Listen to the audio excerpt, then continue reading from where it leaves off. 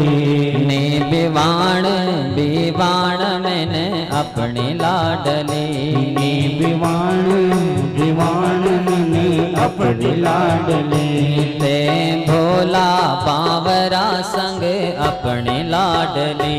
ते भोला सांवरा संग अपनी लाडली। ते भोला बावरा संग अपनी लाडली। ते भोला बाबरा संग अपनी लाडली। ने बिवाण बिवाण मैंने अपनी लाडली। ने बिवाण बिवाण मैंने अपनी लाडली।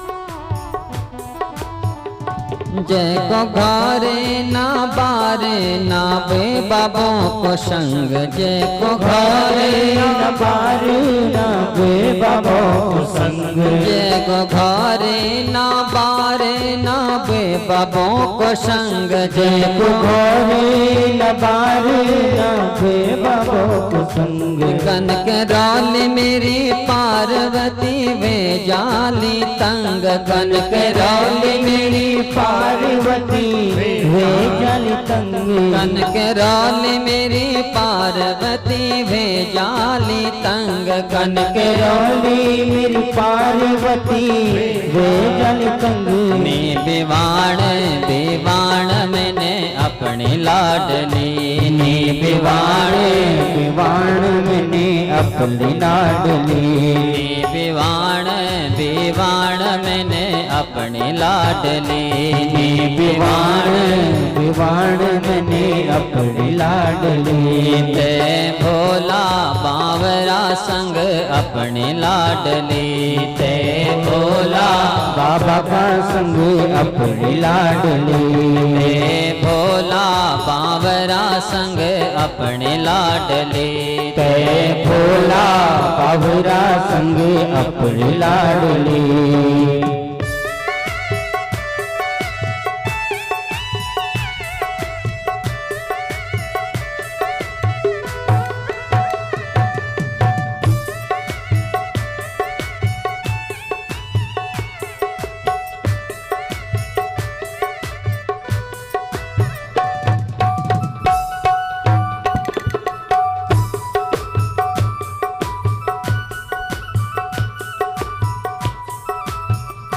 नत रोणो को ढंग नत खाणो को ढंग। नत रोणो को ढंग नत खाणा को ढंग। नत रोणो को ढंग नत खाणो को ढंग। नत रोणो को ढंग नत खाणो को ढंग। शमशान मारोंदा अरे भूतों को संग। शमशान मारेंदा अरे भूतों को संग। शमशान मारोंदा अरे भूतों को संग। शमशान मारेंदा अरे भूतों को संग। ने बिवाण बिवाण मैंने अपनी लाडली। ने बिवाण बिवाण मैंने अपनी लाडली। ने बिवाण बिवाण मैंने अपनी लाडली। ने बिवाण बिवाण मैंने अपनी लाडली। ते भोला बावरा संग अपनी लाडली। ते भोला बाबरा संग अपनी लाडली। ते भोला बावरा संग अपनी लाडली। ते भोला बाबरा संग अपनी लाडली।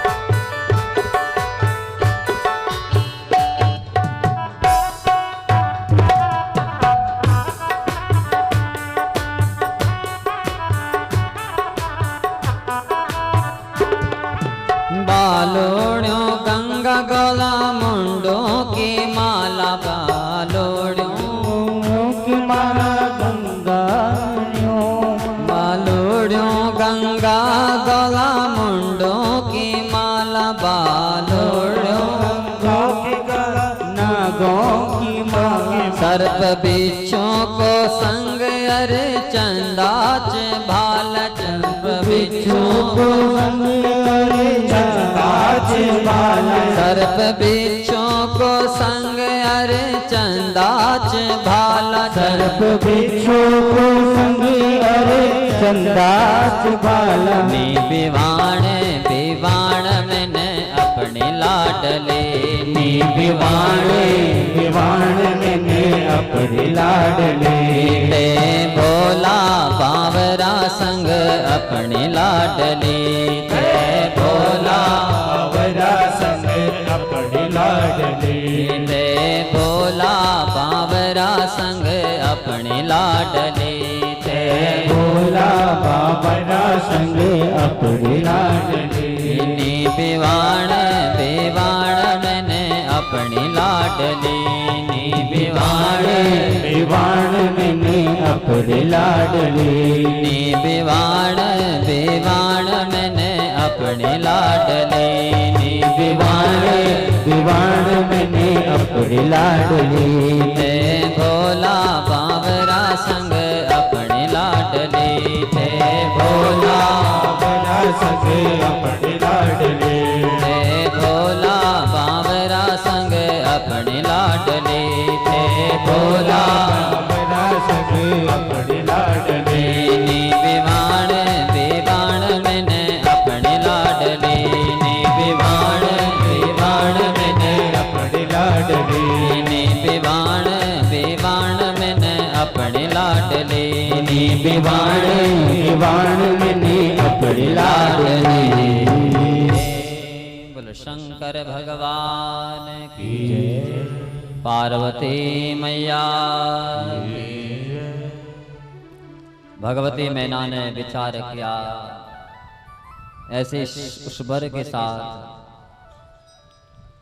अपनी बेटी का विवाह कैसे कर सकती हूँ।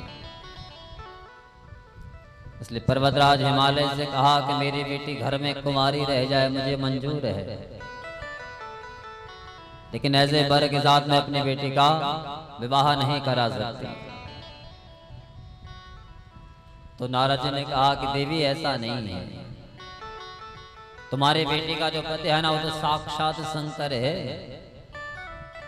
जो महादेव के पद पर प्रतिष्ठित हैं। उनके अनेक नहीं अनेकों रूप हैं, तो अनेकों रूप में परिवर्तित होते हैं। कभी दिगंबर स्वरूप धारण करते हैं, कभी वृक्ष वर अवतार धारण करते हैं, कभी किराता अवतार धारण करते हैं, न जाने कितने अवतार उनके हैं।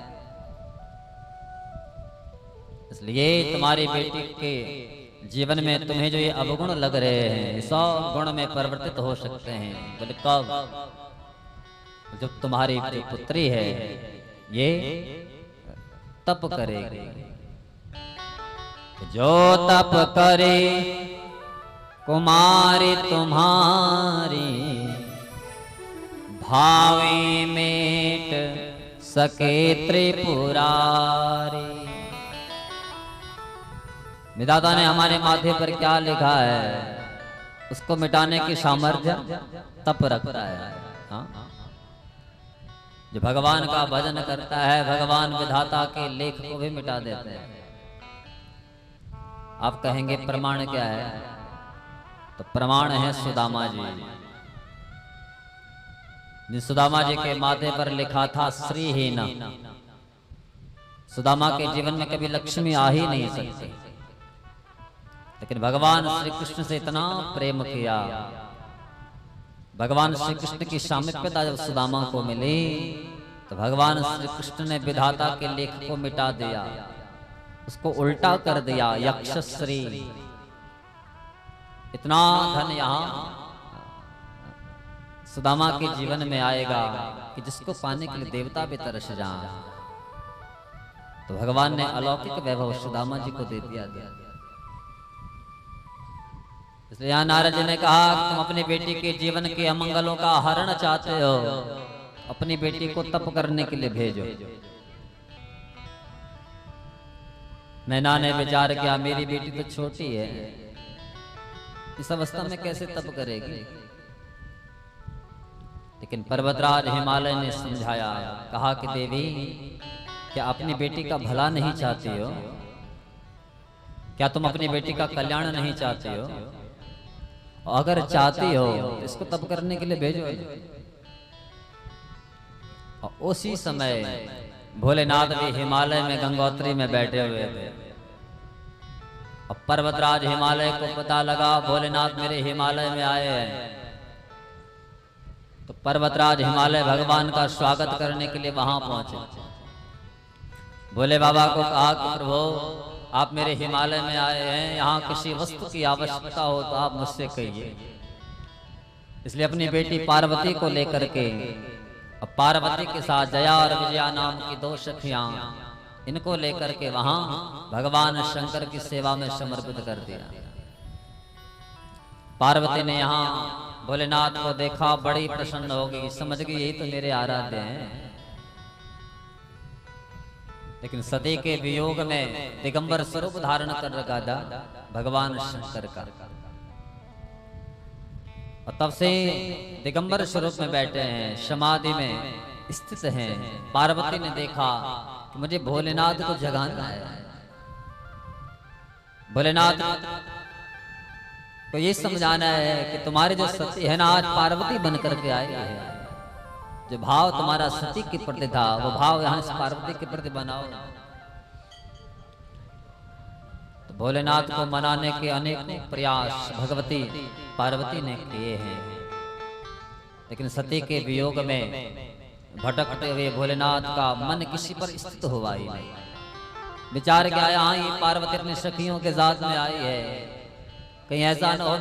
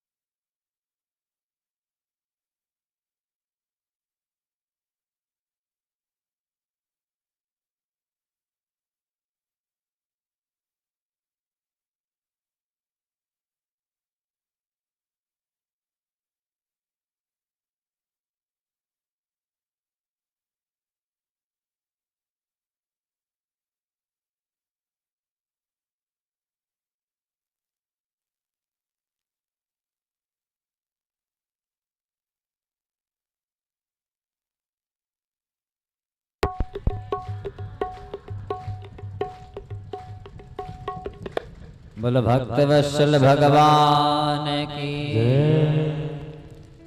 भगवान शंकर ने देखा कि पार्वती सखियों के साथ में है। जब इसको देखता हूं तो ऐसा लगता है कि मन इस पर कहीं स्थिर न हो जाए, इसलिए मुझे इस स्थान पर रहना ही नहीं।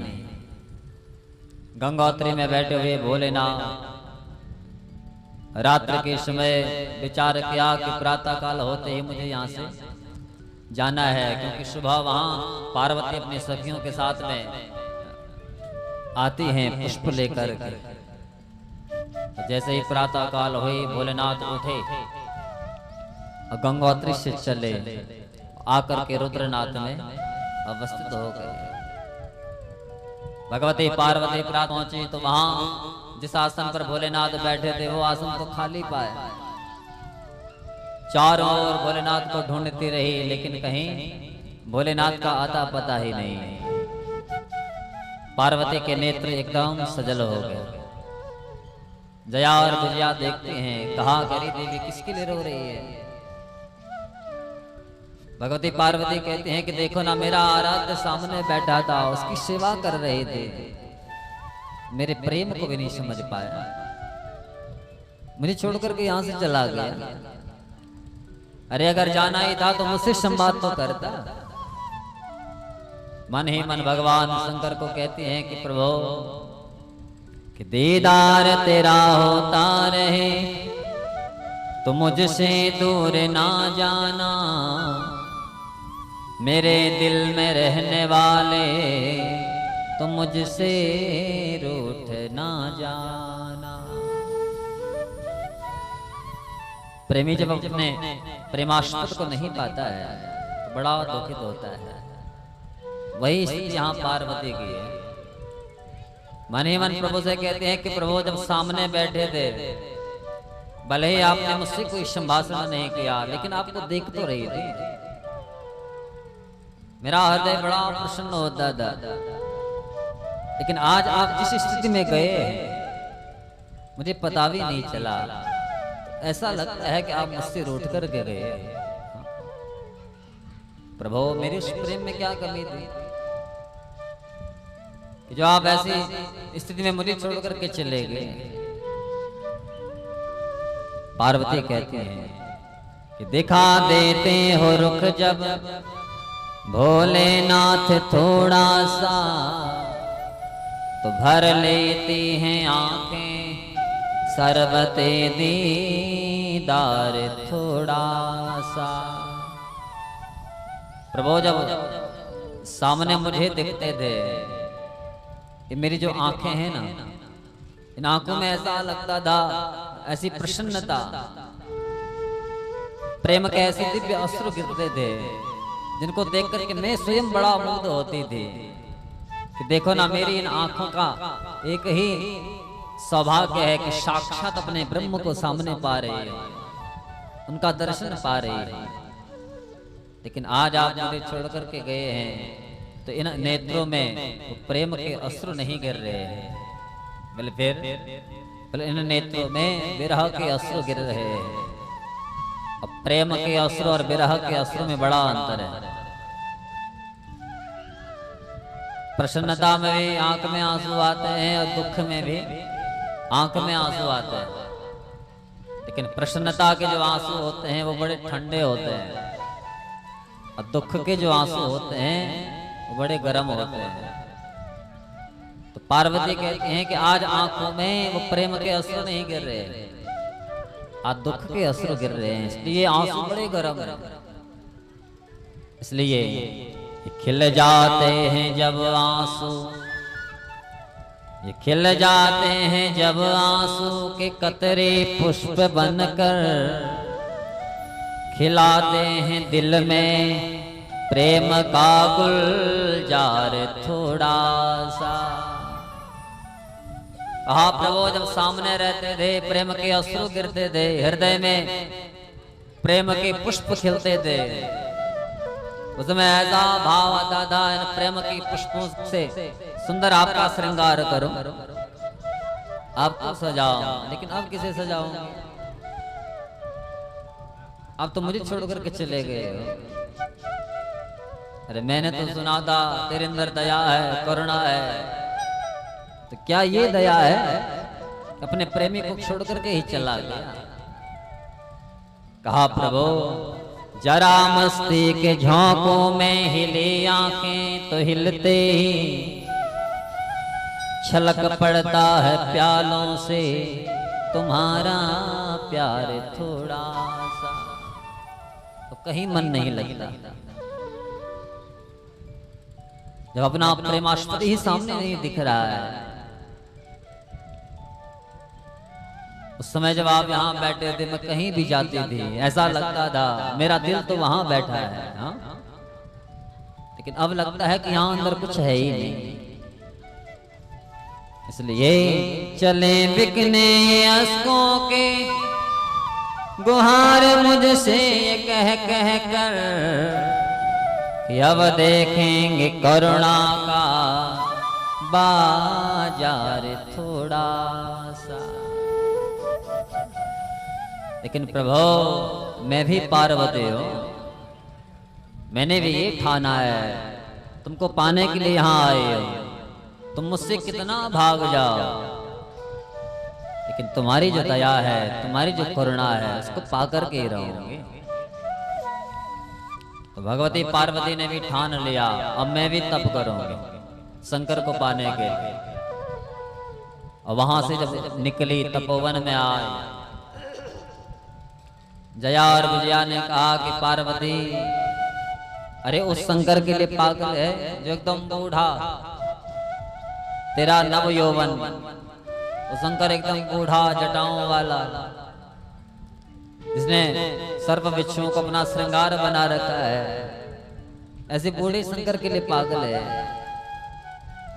पार्वती कहती हैं कि सखियो, तुम सामान्य दृष्टि से देख रही हैं, तुमको शंकर बूढ़ा दिख रहा है, उनके गले में तुमको वहां नागों का हार दिख रहा है, सर्प बिच्छू दिख रहे हैं।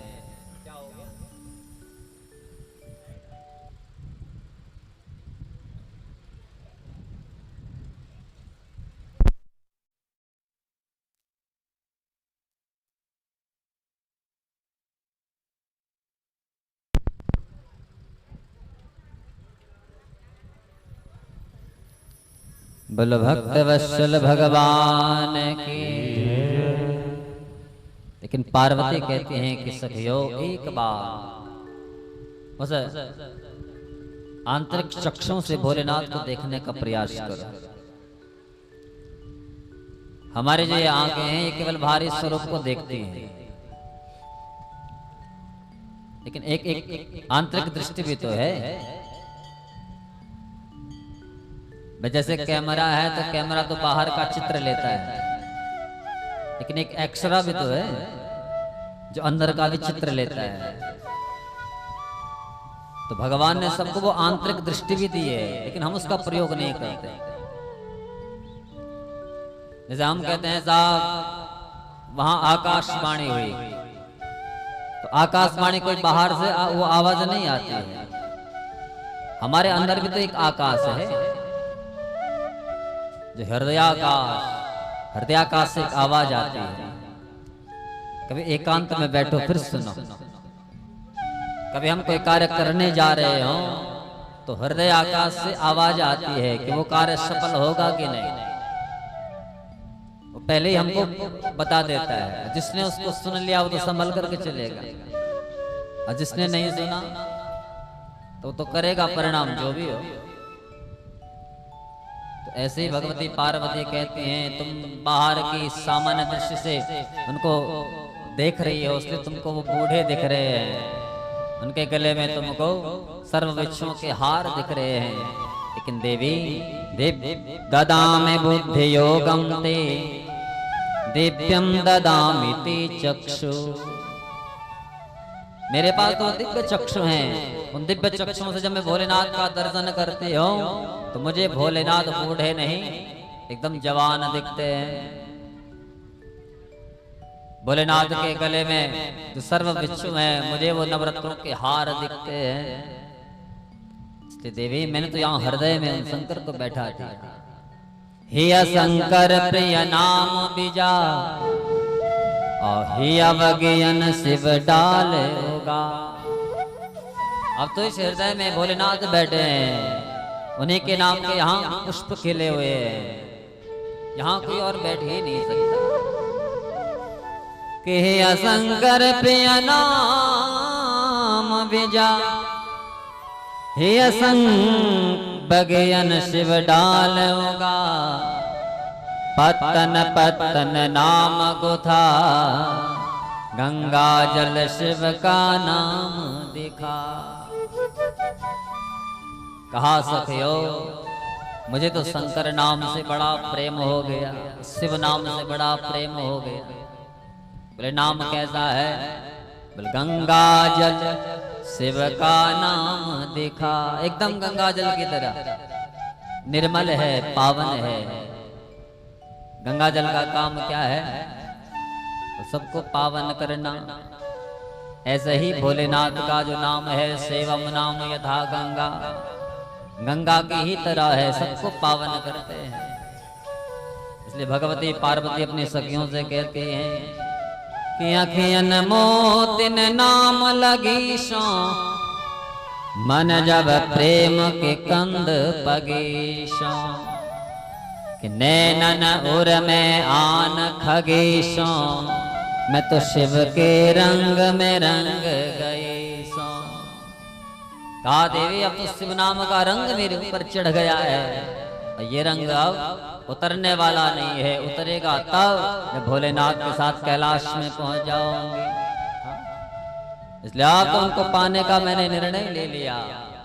शंकर मेरे प्राण सखी कैलाश में जाऊंगी, शंकर मेरे प्राण सखी कैलाश में जाऊंगी, शंकर मेरे प्राण सखी कैलाश में जाऊंगी, शंकर मेरे प्राण सखी कैलाश में जाऊंगी, शंकर मेरे प्राण सखी।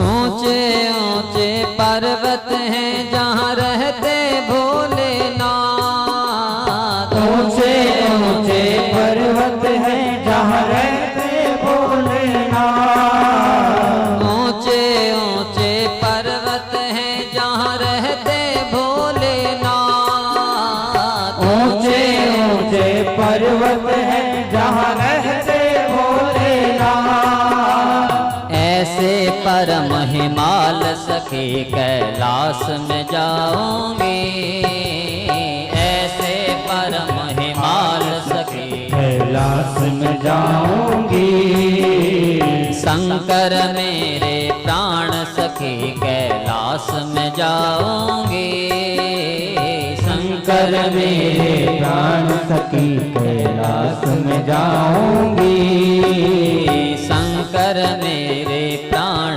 सखी।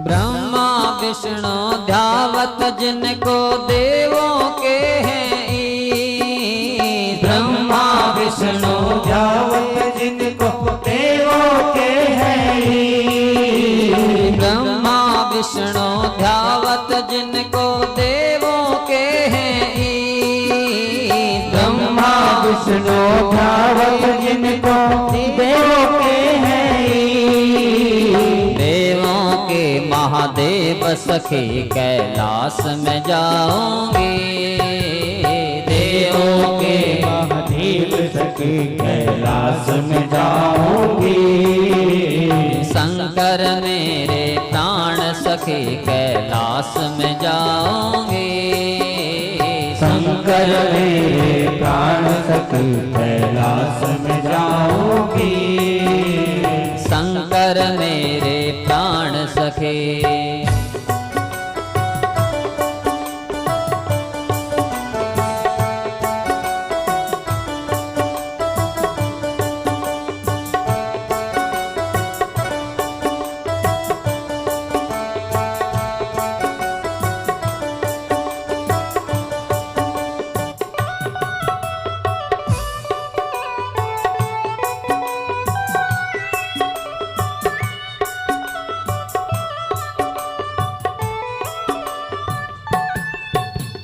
मन में बस गए भोले शंकर लगन लगी उनकी, मन में बस गए भोले शंकर लगन लगी उनकी, मन में बस गए भोले शंकर लगन लगी उनकी। मन में बस गए भोले शंकर लगन लगी उनकी। प्रेम बिरह की पीर सखी कैलाश में जाऊंगी। प्रेम बिरह की पीर सखी कैलाश में जाऊंगी।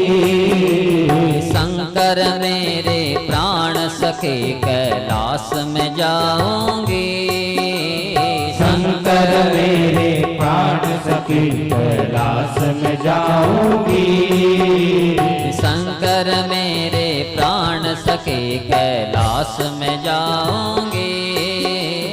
शंकर मेरे प्राण सखी कैलाश में जाऊंगी। शंकर मेरे प्राण सखे कैलाश में जाऊंगी। शंकर मेरे प्राण सखी कैलाश में जाऊंगी। शंकर मेरे प्राण सखे कैलाश में जाऊंगी।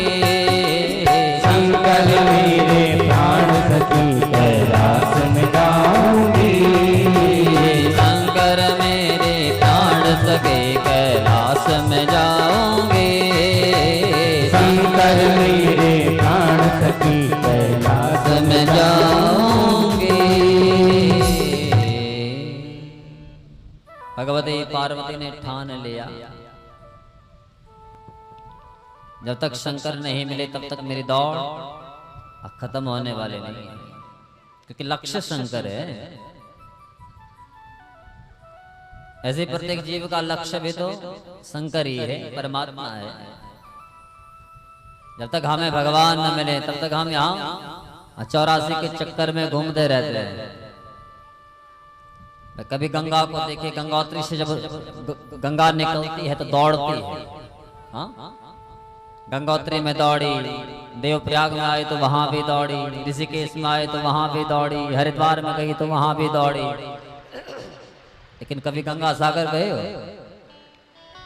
नहीं गए। वहां जाकर के गंगा स्थिर है, क्योंकि गंगा आई ही इसलिए थी क्योंकि वहां कपिल बाबा ने सगर के पुत्रों को राख बना दिया था। भगीरथ जी गंगा को वहीं लेकर के जा रहे थे कि मेरे जो पूर्वज हैं उस राख का स्पर्श गंगा से हो जाए। और जैसे ही वहां पहुंची तो गंगा भी स्थिर हो गई, क्योंकि लक्ष्य तक पहुंच चुकी है। तो दौड़ तब समाप्त होती है जब हम लक्ष्य पर पहुंचते हैं, हमको हमारा लक्ष्य मिल जाए। मैं आप यहाँ से बस में बैठो अगर अथवा टेम्पो में बैठो, आपसे पूछा जाए भैया कहाँ का टिकट चाहिए, आप कहेंगे कि जहाँ तुम्हारी इच्छा हो वहां का दे दो। तो वो गाड़ी वाला सोचेगा तो पागल है, इसको तो पता भी नहीं मैंने जाना कहाँ है। हाँ? अपने लक्ष्य का पता ही नहीं है। आप गणेशपुर से बैठे, आपने कहा भैया मुझे माजरा उतरना है, तो वहां का टिकट देगा, क्योंकि माजरा आपका लक्ष्य है, आपको वहां उतरना है। और जिसको अपना ही पता नहीं, अपने लक्ष्य का ही पता नहीं है, इसलिए भगवती पार्वती कहते हैं मेरा एक ही लक्ष्य है, शंकर को पाना। इसलिए कहा कि सखियो अब मैं भोलेनाथ को पाने के लिए तप करूंगी। तो भगवती पार्वती तपोवन में पहुंच गई। तपोवन में बैठ करके केवल बेल के पत्रों को भगवती पार्वती ने खाया है, तब भी भगवान शंकर की कृपा नहीं हुई। धीरे धीरे भगवती पार्वती ने बेल के पत्ते खाने भी बंद कर दिए, तो तब नाम पड़ा अपर्णा। पहले तो पर्ण खा रही थी, पत्ता खा रही थी, अब पत्ते भी छोड़ दिए, अपर्णा। इधर देवताओं ने देखा भगवती पार्वती वहां भोले बाबा को पाने के लिए तप कर रही है, और भोले बाबा तो वहां दिगंबर स्वरूप बना करके बैठे हैं समाधि में। लेकिन उस समय एक तारकासुर नाम का असुर, जिसने त्रिलोकी में हाहाकार मचा रखा है, वरदान प्राप्त किया है पितामह ब्रह्मा से कि केवल शंकर का बेटा ही मुझे मार सकता है, अन्य कोई नहीं। क्योंकि उसने भी देखा कि भगवान शंकर की पत्नी तो है ही नहीं, क्योंकि सती ने तो देह त्याग कर लिया, और भगवान शंकर की जब पत्नी नहीं है तो बेटा होगा कहां से, और जब बेटा नहीं होगा तो मुझे कोई मार नहीं सकता। इसलिए बड़ी चतुरता से इसने वरदान मांगा। देवताओं को चिंता हो गई, भोले बाबा के पास में आए, खूब मनाना चाहा, लेकिन भोले बाबा की जो समाधि है उसको तोड़ ही नहीं पाए। और जब तक समाधि नहीं टूटेगी अपना दुख भोले बाबा को बता भी तो नहीं सकते। तो देवताओं ने कामदेव को भेजा। कामदेव से कहा कि जाओ वहां भगवान शंकर जो तपस्या में बैठे हैं उनकी तपस्या को तुम भंग करो। तो कामदेव ने एक बार तो मना कर दिया कि भोले बाबा की तपस्या को कैसे भंग कर दो, जो जगत के नियंता है। देवताओं ने कहा कि देवताओं के कार्य की सिद्धि के लिए काम तो करना है, ये रिस्क तो उठाना है। तो तब कामदेव आए। कामदेव ने यहाँ पंचबाणों का प्रहार भगवान शंकर पर किया है कि हर्षणम रोचनाख्यम च मोहनम शोषणम तथा मारणम चेति प्रोक्तानि मुनेर्मोह कराण्यपि। ये पंचबाण जैसे वहां कामदेव ने भगवान शंकर के ऊपर फेंके हैं, उस समय ऐसा लगा कि ऋतुराज बसंत वहां प्रकट हो गया। पूरी प्रकृति ऐसी बन गई, चारों ओर पुष्प खिले हुए, पुष्पों की जो सुगंध है वो भोले बाबा के पास पहुंची है। कामदेव के पास कोई लोहे के बाण नहीं है, पुष्पों के बाण हैं जिनमें दिव्य मनमोहक सुगंध है जो मन को मोहित कर लेती है। तो ऐसा लग रहा है पूरा ऋतुराज बसंत वहां प्रकट हो गया है कि नीली बेली पुंज सा सजे हैं केली कुंज तहां कि नाचे हैं नटीसी नीली प्रकृति दिगंत में कि कोयल सुजस अनुराग राग रागे लगी बाजे लगी आल की नवीन नवीन तंत में कि वर अरविंद विंद चवरे सुहावे चार विजन हुलावे मलया नीले अनंत में कि मंजुले रसाल मंजरी को मंजो तान बन्यो हाजर ऋतुराजता विराजे हैं बसंत में। ऐसा दिव्य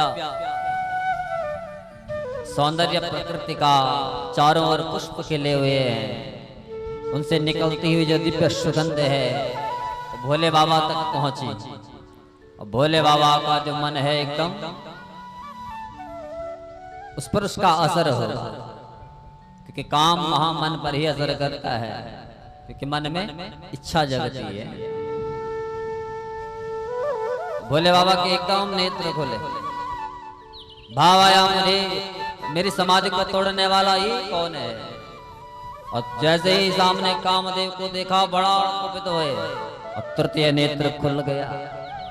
जैसे भोले बाबा का तीसरा नेत्र खुला, कामदेव सामने था, कोप के कारण उस नेत्र से ऐसी दिव्य ज्वाला प्रकट हुई। जब शिव तीसर नयन उघारा, जब शिव तीसर नयन उघारा, जब शिव तीसर नयन उघारा, जब शिव तीसर नयन उघारा, जब शिव तीसर नयन उघारा, जब शिव तीसर नयन उघारा, जब शिव तीसर नयन उघारा, जब शिव तीसर नयन उघारा, निरखत काम भयउ जरि चारा,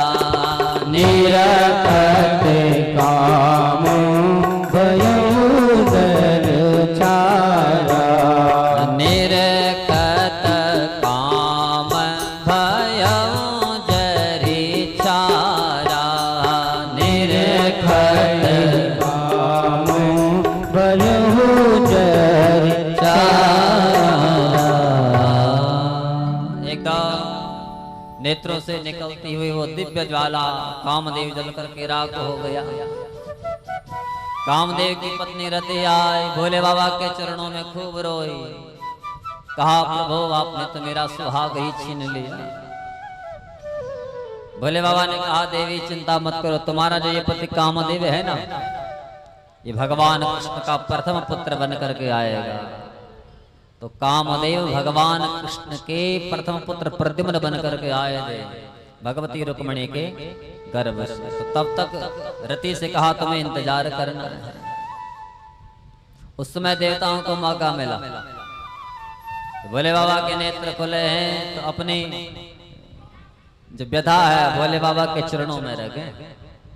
तुरंत आए भोलेनाथ से कहा कि प्रभु आप यहाँ समाधि में बैठे हैं, देवताओं पर बड़ा कष्ट है। क्या कष्ट हुआ? तो तारकासुर नाम का असुर, इसने पूरी त्रिलोकी में हाहाकार मचा रखा है।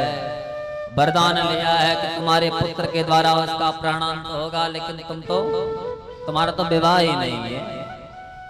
इसलिए कहा प्रभु आपको विवाह करना है, बल्कि किससे? तुम्हारी जो पत्नी सती हैं वो पार्वती बनकर के प्रकट हुई है, तुम्हारे लिए तप कर रही है, और तुम्हें पार्वती के साथ विवाह करना है। और तब वहां जो संतान आएगी वही इस तारकासुर का संहार कर सकती है। भोलेनाथ ने कहा मुझे विवाह करने की कोई आवश्यकता नहीं है, कोई इच्छा भी नहीं है, लेकिन यदि मेरे विवाह करने से तुम्हारा कार्य सिद्ध हो सकता है तो मैं विवाह करने के लिए तैयार हूं। तो जाग सुना भोलेनाथ तैयार हो गए, तो देवता बड़े प्रसन्न हुए। इधर सप्तऋषियों ने विचार किया कि पार्वती यहाँ भोलेनाथ को तो मना लिया, लेकिन क्या पार्वती का मन भगवान शंकर में है? कहीं ऐसा न हो यहाँ विवाह संबंध हमने तय कर दिया और वहां पार्वती मना कर दे, क्योंकि आजकल ये तो हो रहा है। तो सप्तऋषि वहां पार्वती की परीक्षा लेने के लिए गए, क्या ऐसा दृढ़ संकल्प इसने ले रखा है? तो सप्तऋषि आए, कहा कि देवी यहाँ क्यों बैठी हो? कई अपराध हो का तुम चाहो, कहे अपराध हो का तुम चाहो, कहे अपराध हो का तुम चाहो, कहे अपराध हो का तुम चाहो।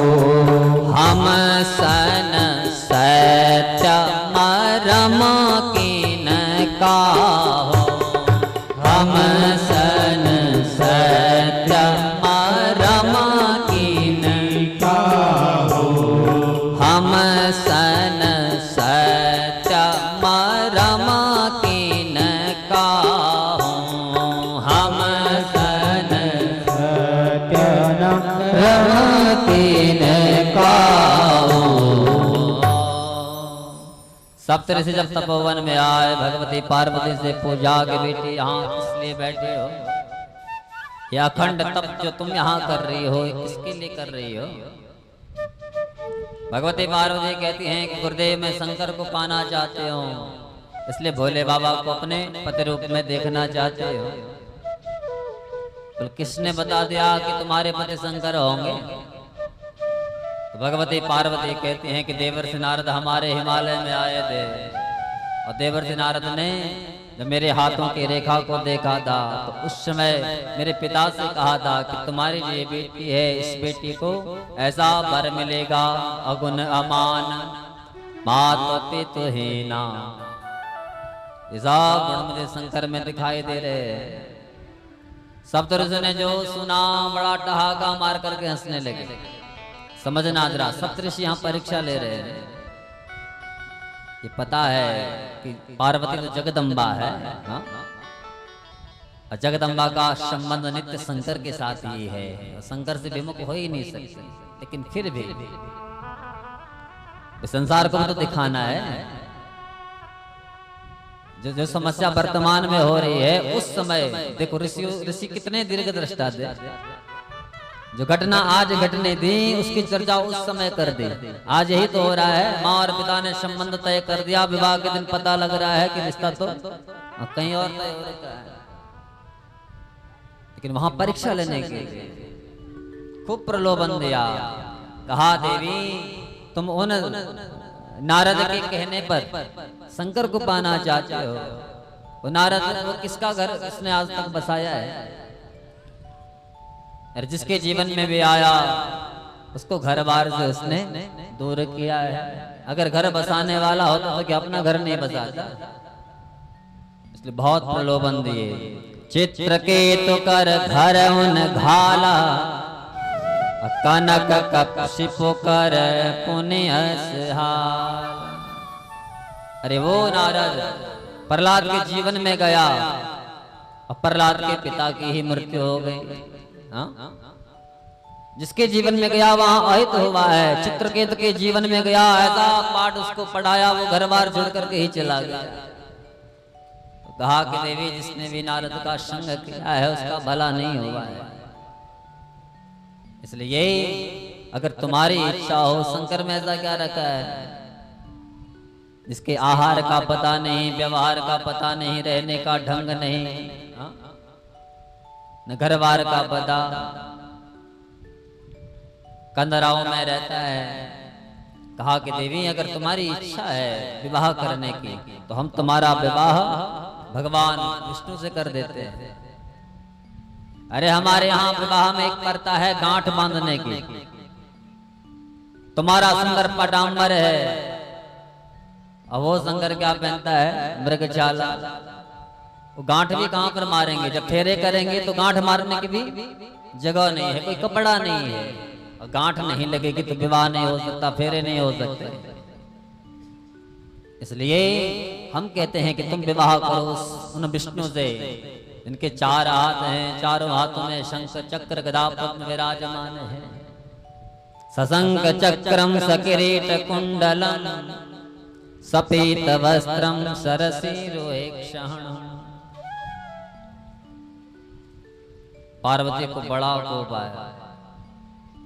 पार्वती ने कहा कि गुरुदेव तुमने जितना कहना था कह दिया, अब मेरी सुनोगे? सप्तऋषियों ने कहा कि कहो क्या कहना चाहते हो?